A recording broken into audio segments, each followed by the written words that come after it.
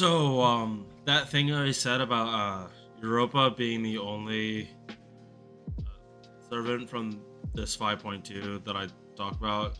Yeah, I forgot that I actually didn't put up the Romulus video back when he came out. So, oof on my part. I forgot what mindset I was in back then. So, let's actually get talking about Romulus. Rand Roma. He is, and as you can see here, he is Roma. Base attack, nice and high, about 700, close to 700 above average. HP, that much, not that high. Honestly, I don't think this is that high of a HP stat. Star weight, star gen, typical Lancer numbers. MP charge 0.59% on these hit counts, very good.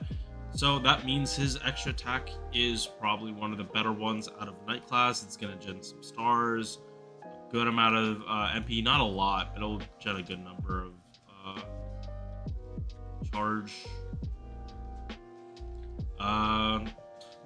Gender unknown. Okay, bud. Okay. Got it. Balance. Interesting. So yeah, something to actually note about here: chaotic balanced. I know a lot of meme teams are involving Boudica, and I'm not taking it away, but because of servants like Jacques, technically, and like the Jacques would just be like plug suitor in to do her battery, like the party-wide battery that also gives her evil alignment, and then you swap out for a Doman. Like, and this could also be like esports too. You do this for like esports, and then Romulus can get the full bonus from Doman, so 40% attack and 100% crit damage. Is that a lot of hoops to step through? Yes. Is that kind of damage added to this man's kit worth it? Ooh, he does like the crits. He does have the good crit potential. He does have the really good crit potential. Alright, so, yeah, speaking of that. First skill, his Charisma. The 5-turn Charisma. 20% attack, 20% crit damage, and then 30% for all Roman allies, which includes himself. And then he also inflicts Roman debuff on all enemies. This Roman trait is important for the Boudica stuff, and also for his own MP stuff. So, oh my god, this is stupid. This is honestly really stupid, the kind of synergy he has with like crit servants. Because like, he's not Van Gogh giving like a shitload. Like, there are better servants at him that focus in the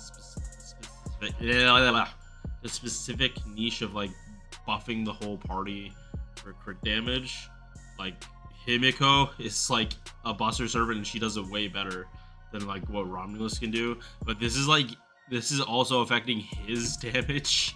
Like, he's not buffing the entire party. He is buffing the party, but it's like all this stuff is just like guaranteed. So the order for skills can be kind of weird because of that. Like you both do and don't want to pop this before you MP, because like if you want your party members to get this crit bonus, you are probably gonna want to pop the MP first. But if you're looking for like just damage, you're popping this skill first. Obviously, like Koi and Skya with her cooldown reduction completely changes the issues with this, and like it doesn't matter if your allies aren't getting this Roman crit buff, but she's just gonna reduce the cooldowns anyway, so that she can like you can pop the skill again. Oh my god, yeah, just like the fact that Koi and Skya can reduce cooldowns to like basically pop this like the 2 turns in a row is just stupid, because you can get 100%, you get 40%, you get Doman's buff. You get Doman's buff for using Koyanskaya with him, along with everything else. I didn't even realize that part of the skill, that the double stacking this effect is literally what Doman does. So probably yeah, like doing the Doman Jock stuff, that's definitely overkill. That's definitely overkill when he can do it himself. You probably are better off going for other supports, trying to do like weird niche stuff like that. But it's like it's options for just doing mean loadouts. Alright, next skill. 2 hits of invul that lasts 3 turns, 30% battery, and 10 star bomb. I feel like the star bomb was like they did it because they wanted to make it like super safe, but like they could have made this like 20 or made it stars per turn, and like it would have been fine for the 6th turn, but like 10 stars is kind of weak. Is that actually the weakest part of his kit? Hold up. Yeah, that star bomb is literally the weakest part of his kit. That's fucking saying something, because a lot of servants would kill for even 10 stars. Like, they're that starved. Oh, God, sorry. They're that starved for, like, star gen that they, like, 10 stars actually makes the difference. Alright, 3rd skill. 9 lives Roma. Slaying the 100 heads Roman style. Taking off Heracles' feet, like, making it Roman.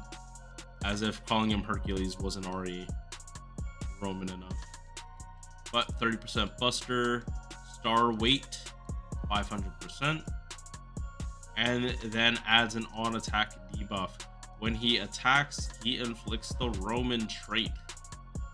When critical attacking, you need to crit. I did not notice that part before. Yeah, obviously the first turn you do this with the star weight is going to be the best option. But he's going to need stars, which Merlin, Koyanskaya can provide. Oberon, not so much. You would not bring Oberon to fight with Romulus, not in a boss fight. Farming, sure. Not boss fight. Not boss fight. There's just like, you do not want, you want this man to be up all the time popping his abilities. You don't want him to fall asleep. Like this stacking Roman trade when Koyanskaya literally drops all the stars and then Merlin gens all the stars. Important. Is important. Debuff resistance 20%, crit damage 9%. Divinity of Chief God at 200 tickle and buster performance. I was gonna say like all this stuff, but no. Decent passives. He has independent. He has an archer skill as a lancer. Cool. Buster performance in kit. Cool. That does. This is closer to 40. Yeah, his basic kit is good. I wasn't expecting them to buff this besides give him more stars. Like that's pretty much the only, or make this stars per turn. That's the only thing I would do to buff his skills. Mana loading, then extra attack. Very strict about it. And then he, just like Europa, he has damage mod against rulers. I feel the same exact way because they're both buster AoE. This is last priority. You are not bringing lancers to fight rulers. You're not bringing knight class. You will bring a berserker over a knight class. So dude, like I would go again. I would go for level 120 over leveling this first. NP. Damage to all enemies. Extra damage to Roman enemies. Inflicts the Roman debuff on them for 5 turns and grants the Roman trait buff for 5 turns for your party. And then he has another charisma. As the OC, I think this charisma is like 10%. It doesn't have like overcharge. But again, like poignant. You wouldn't put her first. Yeah, like I don't want to say like this is the weakest part. Oh, because it's party wide too. It's party wide, not for himself. If it was for himself and it was 10%, no. It's supposed to be party wide. I guess it's fine. It would have been nice if this activated first, but oh well.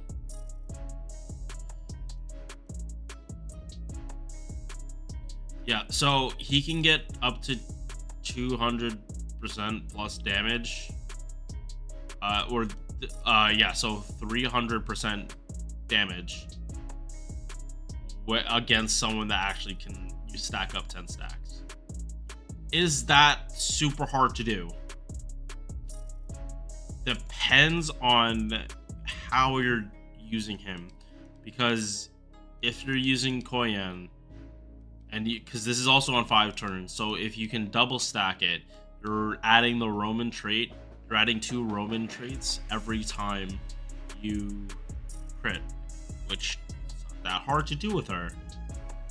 So you can only put on 6 per turn, and that's only one. You only get 2 turns of actually being able to do it like that.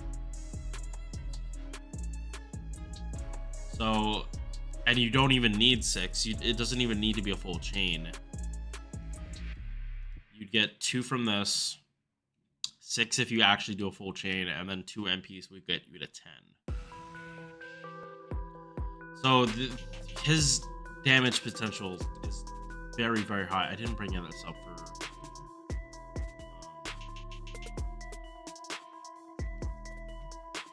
Europa. I didn't bring up damage chart. I probably should have.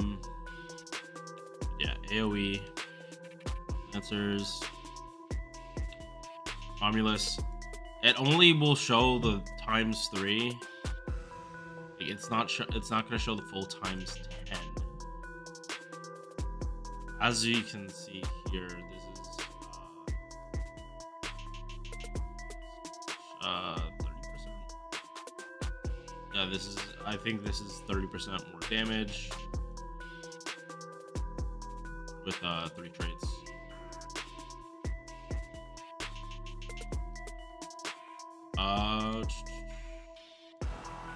And again, like he's a boss killing servant that can also do on CE, increases the attackable Roman allies by 20% while on the field. This CE works for him. It's not the best. It works for him on, yeah, because it's 20% attack while he's on the field. Like he doesn't even need to be the main DPS. He could be sub DPS. I don't know who you'd be using it with him for that. Okay, yeah, actually, the setups. You would use this probably for the setups that you're doing, like Boudica, Siegfried, and then Romulus, and then just give Siegfried like another 20% attack, like for free. That's the use case I see for that, like off the top of my head. But he is a very complex servant for how you can use him. I think he's really, really good. And it's like, whenever he comes out, it's always the worst fucking timing for me. It is always bad timing when Romulus comes out.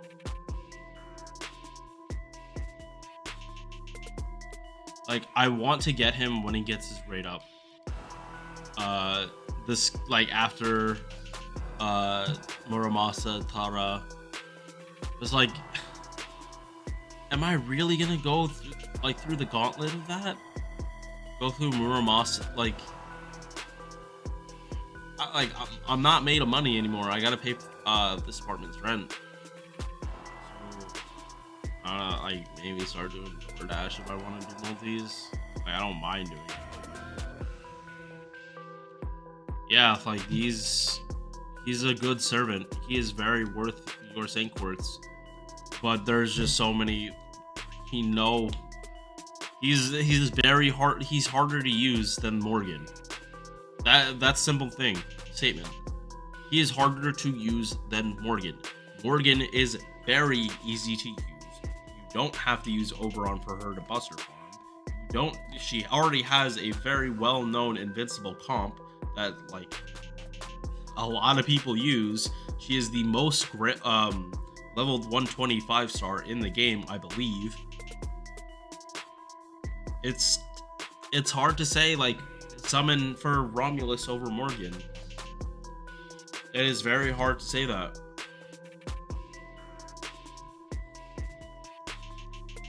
I think he's really cool, and he's worth like maybe a couple summons, but I would not go broke over. All right, I will see you guys in the next one. Peace.